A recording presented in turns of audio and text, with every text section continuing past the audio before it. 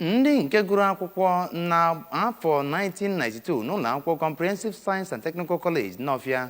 bụ ndị nke nyefere otu ọrụ nchịkọ ụlọ akwụkwọ ahụ ya bụ mgbo ọnụ ụzọ ama esi wee na-abanye ya bụ ụlọ akwụkwọ bụ nke ha rụrụ ọrụ ma wuo nke ọhụrụ n'ime ya ka ọ dị ugbu a. Ya bụ mmemme nke eji wee nyefee ha ya bụ mgbo ọnụ ụzọ ama bụ nke mere n'ogige ya bụ ụlọ akwụkwọ. Onye nta aka anyị bụ Ngozi Obileri ga-ewetara anyị akụkọ etu o si wee gaa. Father,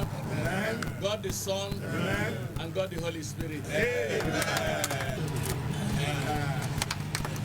Ya bụ ọrụ nke ndị 1992 set rụrụ bụ nke riri nde kwuru nde ego bụ nke onye bidoro ya bụ onye ji ọkwa Chief Protocol nyegara Gọvanọ Chukwuma Soludo bụ Maazị Chinedu Nwoye, bụkwanụ onye mbụ na mbụ bụ onye isi izuzugbe ndị ya bụ otu na onye hafere ya bụ ọchịchị n'aka onye bụ onye isi ha ugbu a. N'okwu ya ngwa ngwa enyefechara ya bụ ụlọ ezi n'aka ndị isi ya bụ ụlọ akwụkwọ ka Maazị Nwoye kọwara na ndị otu 1992 set hụrụ otu ọnọdụ ya bụ aja ngwe na ụzọ ama ya bụ ụlọ akwụkwọ siri dị wee kpebie na ha ga-eme ka ọ dị mma n'anya ma nyekwa ya bụ ụlọ akwụkwọ nchekwa zuru oke. Maazị Nwoye kọwara na ya bụ ụzọ ama so n'otu ihe ndị ọzọ ha rụgasịrị na ya bụ ụlọ akwụkwọ ma kọwaa na ha ga-arụtọpụ aja ngwe ahụ site na mpaghara nke Nawfia wee rukwa na mpaghara nke Umuokpu ma gosipụta afọ ojuju na ya so na ndị na-enyeghachi ụlọ akwụkwọ zụrụ ya ka ọ na-ahafezi ya bụ